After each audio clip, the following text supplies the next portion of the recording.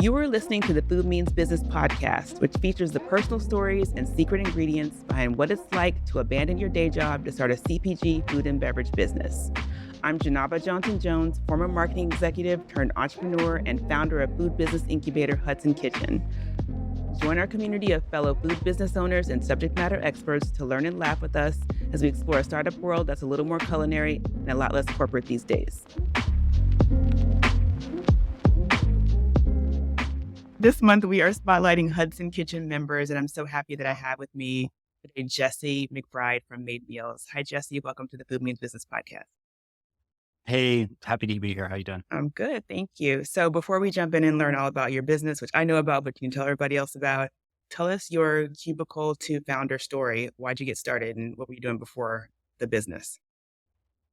Yeah, so I was a design recruiter helping startups hire designers and such. And I was always passionate about health, wellness, fitness. I used to meal prep on my own. I wanted to do a career in something related to nutrition, but I was too far along in my college degree at that point. So I just reached a point in 2016 where I felt like I needed to do my own thing. And I knew that that was kind of my calling. I looked around, saw the industry, and I started ordering meal prep services for myself. And I just couldn't find one that had high quality food, good customer experience. I just couldn't find it. So I set out to create one of those for myself. And that's kind of it in a nutshell. Cool. So tell us about Mademeals. So, what we do is pretty straightforward. We provide meal prep services. So we have a commercial kitchen at Hudson Kitchen, and we, take orders in advance. We source all of our ingredients from local farms, grass-fed, pasture-raised, organic, as responsibly sourced as possible. And then we have an entire production process from prep, cooking, cooling, packing, and then delivery, so that we can, serve our customers high quality prepared meals to help them with their busy schedules. So talk a little about getting started, because I think I've seemed to recall some kind of bumps in the road along the way, kind of prior to the launch and then like in the launch process. Yeah, a lot of bumps. I've learned so much coming into this industry without culinary experience and without food business experience. I think one of the first things I did was take a food business boot camp that you hosted, actually. I think some of the biggest things I've learned along the way is kitchen space, but who you're working with, who you're partnering with. Building a team is really hard if you don't know what you're doing. And working with people that have a good heart, that treat other people well, is more important than anything. You can hire the highest Michelin star chef or somebody that runs, massive catering operations that has all the experience. But if they don't, have the heart or the leadership experience or the ability to pull other people in and pull everybody together in for one mission, Yeah. you're going to have a really, really difficult time. And so I had a couple bumpy partnerships I didn't really know what I was getting into. And not that they were bad human beings, they just weren't the right fit for what I was trying to do.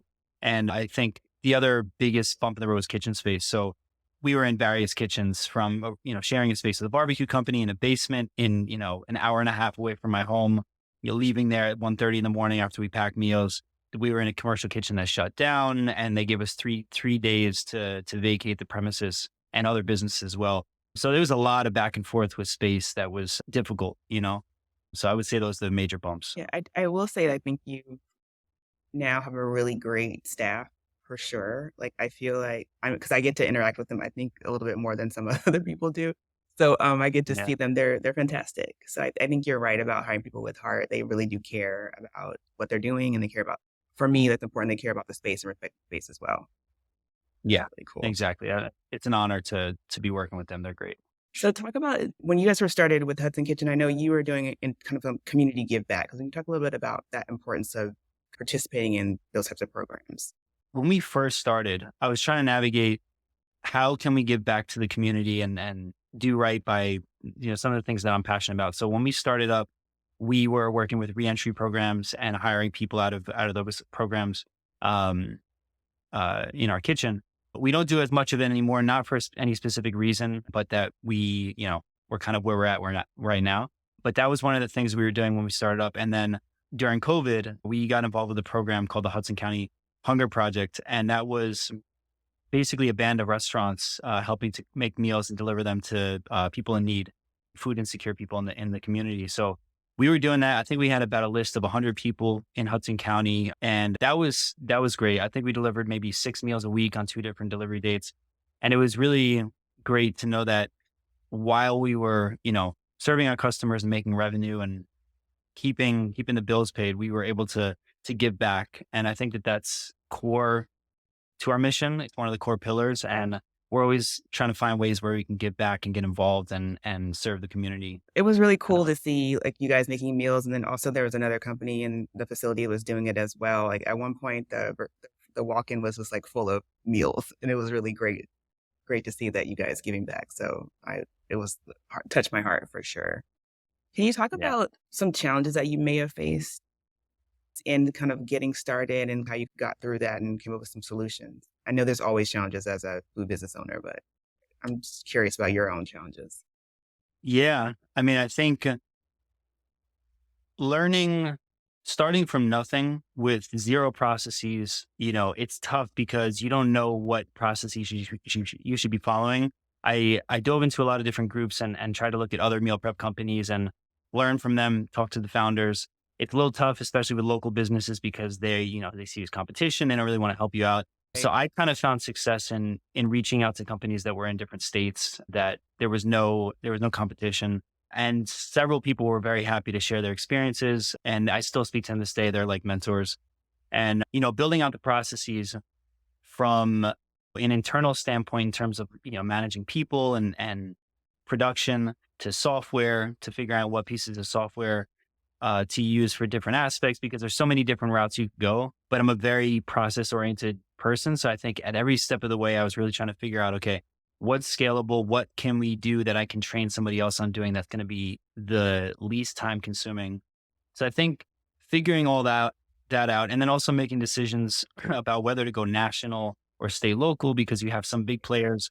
I remember when we started out, Freshly was really just kind of getting their bearings, and Right. they actually came and did a panel, and there was a person from Fred, the CEO of Freshly, came and spoke at my old design firm, and I was just in the back taking notes and trying to learn from what he was saying about the difficulties. And they just shut down about 8 months ago. And Hmm. so I think I've learned a lot about what this business takes and how it can be sustainable, and really what it means to be a content founder and have a content team rather than running a massive production facility where it's just like an assembly line, basically. So figuring out all these little things about how we want to grow the business and where we want to be and what our goals are, and learning those from companies that we look up to and that we want to be like. Right. I think, those are some of the things, those are the challenges growing that I had to kind of deal with and make decisions on. So let's dive into processes for a second. So what is the best way that you found to kind of to create the process and also to relay it to team members? Like, I know some people do videos, some people do like write up notebooks. Like, kind of give us your idea of how you approach process. Yeah. So I am a big believer in checklists. So I think when we first started, I started our Google Drive, and that's kind of where we have everything organized. And I was always like, you get to a certain point where you dump so much stuff in there and it's so unorganized. And I think I've learned that, having major categories, food operations, HR, finance, taxes, things like that, and then really just naming each of your Google Sheets or your documents according to exactly what's in that. It's easy to find it. You can just go to the search bar and find it. And so we have lots of different checklists for, we'll have a Google Sheet for a prep cook, a Google Sheet for the kitchen manager, and we'll have daily checklists in there. And those can always be edited, but really going in and writing exactly what a process is. I found somebody, his name is Ryan Gromfin. He is a food industry professional down in Texas, I think. And he has a whole bunch of videos that were super, super helpful for me, especially when my wife moved to Connecticut and I was traveling about an hour and a half from Connecticut down to Jersey. I would just binge on his videos, and he's huge on processes and checklists. And so I kind of took his advice and going through the process myself, making sure I spell out the nuances, and I put, it's not just about doing it this way, but this is why, and this is the certain nuance here. And then training a team member on that. Sometimes I do screen record videos and I'll send it to team members in that Google Drive file with an instructional video. I started using QR codes so that new people, when they come on, they can scan it and it links them to a instructional video. So I'm still Hmm. learning, I'm still, perfecting, but I think having checklists is important, whether it's for an event, making sure you have all your supplies and everything to, how to handle customer service inquiries and stuff like that. So, Yeah, it's definitely something I'm still working on with the kitchen, but I've gotten a lot better at. But what's been working for me lately is I had somebody set me up on ClickUp. hmm And so, like, I keep all, like, my to-do list on there, and then we will be, like, rolling out, like, member portals as well. So, like, you'll be able to upload all your documents and everything and keep that straight as well. So, really, I'm really excited about that. So, yeah, like, I've I'm heard really about big into ClickUp. process. Yeah. I've never, Yeah, I like it's where we track everything. So, it's like, my to-do list, anything, like, because Brittany's our new salesperson, so we have, like, all the sales, leads and stuff is in there, and so, like, she can go in and update it, or I can go in and update if we had conversations people and with Liz and programming, like we have a whole like project plan built out in there as well. So got it. Got it. keep up with each other. So Yeah, I have I've seen we'll their see. billboards and stuff. I'll have to check out their Yeah, software. Yeah. yeah. So you also mentioned about being a content founder. What does that mean to you? Yeah. So I think I always go back to this example. I connected with a meal prep founder in California, and she was small. I think she had about 100 clients. And what she told me is she said she has about 5 to 6 full-time staff members. She lives about an hour away from their commercial kitchen. She has a little small house off the grid in the mountains, and she's happy. So she is able to have her business run. Her employees are happy. She has a happy life. She has balance, and she's able to pay her bills. And that's what happiness is to her. And it really made me think Right. that you can run a national corporation, basically a national company that is shipping all over the States, but you have so many headaches. You have so much to think about. And it takes away from your happiness because you don't really, you don't have balance. You just have to work all the time. So for me, being a content founder is having a team of people that respect each other, that get along, that enjoy their work. And then me being able to, have time with my family to do the things I love, to maybe, get involved with other hobbies and passions, but to be able to still have, my income and my business. And most importantly, I think is to take care of our customers the way that they want to be taken care of, to listen to them, to take the feedback, to integrate the feedback into our new products and our new systems and stuff. And I think if you can hit all those marks, you're doing right by your customers, by your team, and by yourself, and by your mental health. Yeah, that makes sense. So can you talk a little bit about customer attrition? What you go through to kind of obtain a customer and kind of what happens when they leave? I'm just curious about that with meal prep because I know that you get people from time to time, they're really excited, they're ordering from you for a year, and then all of a sudden they stop, right? So it's like, can you talk a little bit about how you manage that within the business? I'm just curious. Yeah, it's kind of just built into the business. I think for us, we try to address it. I mean, we analyze the data every once in a while to see, there's a lot of people that do come in, they make one purchase that kind of head out the door because it's not for them for whatever reason. But we gotten better with our attrition rate. Um, and I think that it comes down to the sequences, the welcome sequences and the win back sequences. So we have things set up where if somebody comes in, we have a welcome sequence that encourages them to purchase at least 3 or 4 times through discounts. And once they order first, it's like a personal note saying thank you and everything.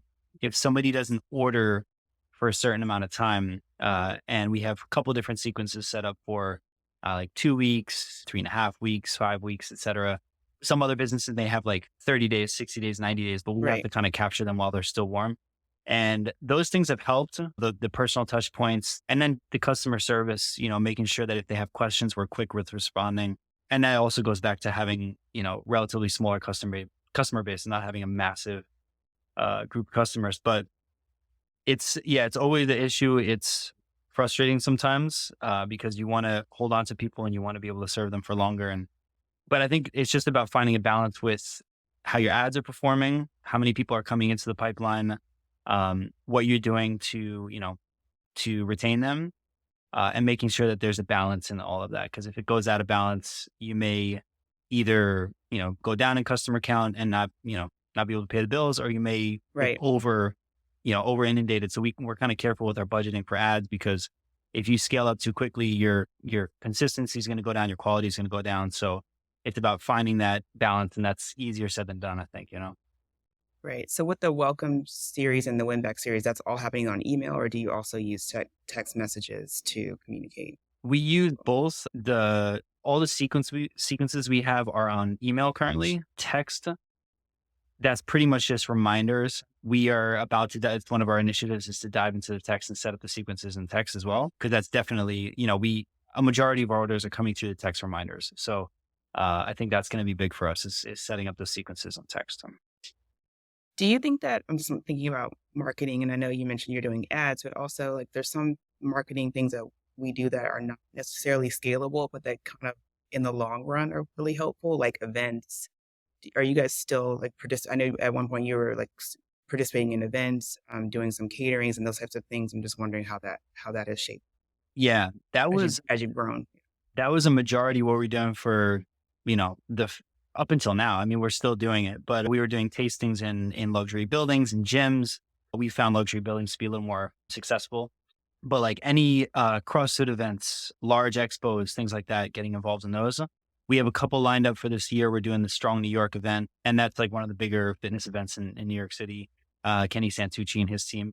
And then we're doing a couple different CrossFit events. We also just landed a huge deal with the New York City Triathlon in Central Amazing. Park. So Congratulations. it's going to be That's like awesome. over 2,000 people. Wow. We're going to be busy at the kitchen there, Yes. wrapping up a whole bunch of wraps, but doing things like that, just making sure that we're meeting the community, we're speaking to people, not just about the digital ads that everybody sees for all these companies, but shaking hands, getting out there, letting people see that there's a face behind the food. And I think that's huge. I think a lot of our customers that have been with us for a long time have met us at some sort of event, whether it's a farmer's market or one of these events. So I think that's huge. And that's a competitive advantage for people that are a bit scared to get out there, that kind of are maybe a little lazy to set up the tables and they want to just do Right. digital stuff. The people that are hungry enough to get out there that's a huge advantage, I think. I think that's great because it's like market research. Like you get to have a conversation with somebody that is tasting or eating your food and you get feedback from the Yeah. customer in that way that you may not get it, from a digital program. I mean, So, the things that I was saying at the events that we were first doing in 2017, 2018 is totally different from what I say now. I used to talk about how our sourcing practices save the planet and everything, and I would lead with mm, that. And I've kind of learned that that's a secondary benefit to the way we source and our ingredients, but people don't want to hear that. They want to hear how we're helping them and how we're solving their problem. So the snippet I give now is like 10, 15 seconds, and it nails on exactly what I know people are going to receive well and what they're paying attention to when we talk. So that only happens with time, getting out there and doing the research, yeah. That is interesting. This is my week to do podcast episodes. And so I just spoke with the owner of Sweet Kiwi. They were actually on Shark Tank earlier this year. And the one thing she kept saying is just what you said. It's like she got the pitch down. It's like over and over again. We kept like tweaking the pitch, and we got it down Yeah. where she can just deliver it quickly and she hits the points that people want to hear. So I think that's like completely important. Yeah. So Yeah. 100%. super cool. Yeah. So how has entrepreneurship changed you? Changed me completely. I've evolved. Having a baby on the way, I feel like it's trained me to be a father in some ways. It's about being a leader. It's about being able to treat other people with respect and, lay down the law and have rules and have standards, but also treat people fairly and pull people together. And it's about, responsibility. It's about getting out there and every single day waking up with the goal in mind and not giving up and getting slapped in the face multiple times by failures and just saying, yeah, that's just part of it. That's basically my school. Those failures are my school. And yeah, I feel like it's just made me a better person on so many different levels. And I think that, at the beginning when it's more bad than good, there's more hiccups and falls and things. It's hard to see that. But if you make it through and you build something sustainable, you're going to be a better person regardless. Yeah, that's so true. So Yeah. what are you thankful for? Man, a lot. I'm thankful for the team that we have. I'm thankful for even the people that haven't worked out over the years, the people I've partnered with, because they've taught me a lot about myself and about life. I'm thankful for everybody that supported me during the journey, that, the little things like, hey, what you're doing is awesome. Or, the Kickstarter contributions, the little people along the way that have kind of provided the momentum and the encouragement. They're so important. Grateful for my wife and my baby on the way, and just like being able to have a life that it's not easy, but I'm used to that. As an entrepreneur, you get used to not Yeah. having things easy. But yeah, I'm grateful to be able to go into the kitchen. I had a moment actually last Sunday when I walked in, and the team was there packing up the meals and everything. And about a year ago, 2 years ago, I would need to be there on Sundays for things to really gel. Yeah. Otherwise it was sort of like things kind of falling apart. And I went in and I saw people talking and conversating, and like I just felt like I don't need to be here right now. Like this has a culture of its own. And that was a special moment for me to kind of feel like, all right, they got this, I don't need to be here right now. I've Um, seen it for sure with your team. Like, yeah, you definitely don't need to be. They got it down. So yeah, yeah. that's really So good.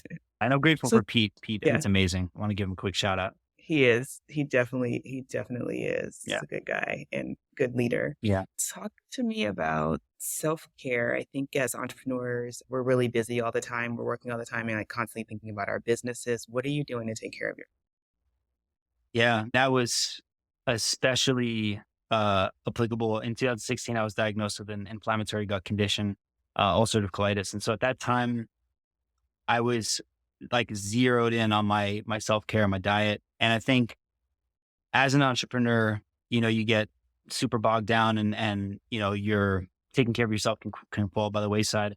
Currently, I mean, I order the meals every week, so that's my form of caring for myself and my nutrition. But little things like we have a morning routine, so we do like a 10-minute yoga stretch every morning, and so like Nice. keeping the body warm. I'm doing a triathlon this Sunday actually.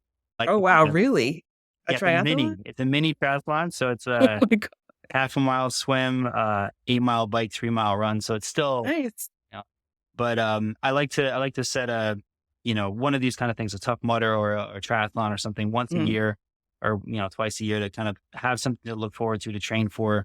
And yeah, just I think in terms of mental health, part of the morning yoga routine that we do is like being grateful. I ask my wife in the morning sometimes, like, what are 3 things you're grateful for today? And mhm. I plan on asking my baby girl that as well. Just kind of trying to keep in mind what we're grateful for, what we're doing here, and yeah, making sure that we're mentally okay, physically okay. Yes. At Hudson Kitchen, we have our money bell in the lobby, which you know that we ring when people are celebrating something. So I'm wondering, what are you celebrating right now? Right now, this triathlon, for the business is huge because it's not only like a great marketing opportunity and all that good stuff. It's a kind of a moment where it's like, all right, we are worthy of being chosen for the triathlon because we worked so hard to build a brand and Yep. and to build our customer base and get our reviews, and really it's just it's the proof that we've actually been working hard. So we're celebrating that like crazy right now, and I'm celebrating becoming a father in my personal life. So I think those are the two main things right now. That's cool. Congratulations. Yeah, thanks. So I forgot I have to hold this up. This is really important for people to Yeah, see all of your packaging and your delicious meals that I've been a customer before. I wanted to first, before we sign off, thank you so much for being a member. yeah, I appreciate it. It's been, I think, 3 years almost. And yeah, yeah, yeah, you guys are fantastic. Thank you for being a part of the community. So, yeah. Jesse, please let everyone know where they can find out about you and Made Meals. Yeah, so we are on Facebook and Instagram at Mademeals Co. Our website is mademeals.co, no M, just .co. You can see our whole menu there. We have a $50 minimum, so you can place an order. And yeah, if you want to reach out, just shoot a DM on the Instagram. I'm pretty responsive there. And yeah, I appreciate it. I just want to really quick say congrats to you because you have been an Thank you. inspiration for me. I started in 2016, watching you kind of, follow your dream of creating a commercial kitchen. So as soon as you opened it up and built it, I remember going to the frame out when everything was kind of Yeah. just framed. And so as soon as you started, like, I was like, I got to jump on this because I believe in you and I support you. And I know that you're, there for the community. So it felt natural to get into the kitchen there. Thank you so much. It Yeah. was great. You make me cry. Thank you, Jesse. Yeah, thanks, Janaba. The Food Means Business podcast was produced by Hudson Kitchen. It is recorded at the studio at Kearney Point and mixed and edited by Wild Home Podcasting. Our theme song is by Damian DeSandes, and I'm your host, Janaba Johnson-Jones. Follow Hudson Kitchen on Instagram at The Hudson Kitchen, and to get food business bites right in your inbox, sign up for our newsletter at thehudsonkitchen.com/newsletter.